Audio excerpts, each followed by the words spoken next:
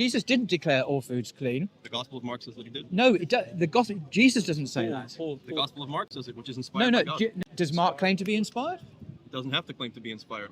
Well, how do you know it's inspired then? Because the church has confirmed that it is inspired. Right. The Oh, well, church which was founded book? by Jesus Christ. Right.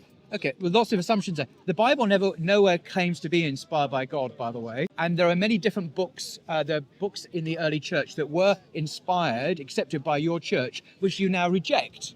For example, the Shepherd of Hermes and the Didache, which are in the Codex Sinaiticus, and the Epistle of Barnabas, not the Gospel of Barnabas.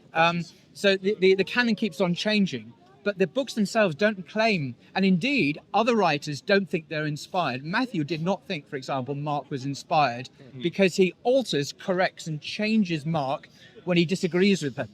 So Matthew is not seen by inspired by the author of Matthew's Gospel. Well, I'm using inspired in the sense that modern people use inspired. I know that Oh, really? the writings of the Apostolic Fathers were referred to as inspired or God-breathed, theopneustos. But that word did not necessarily have the same connotation that it does today.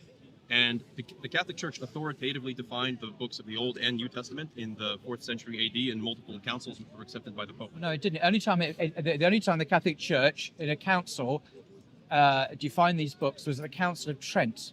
That was when it infallibly defined these books as belonging to the canon. No, that's the only time the Catholic Church in ecumenical council ever defined those books. That's 1,400 That's years the only after the ecumenical birth of council, Jesus. but there were regional There were councils regional that- councils. Hippo, Rome, and Carthage Regional in the 4th councils. century. But They they were have- accepted by the Pope.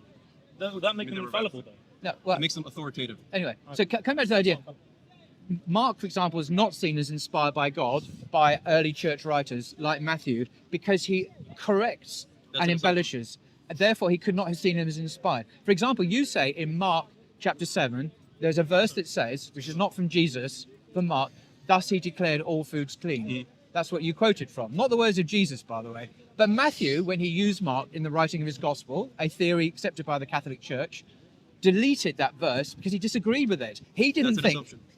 Well, why did Matthew delete that verse?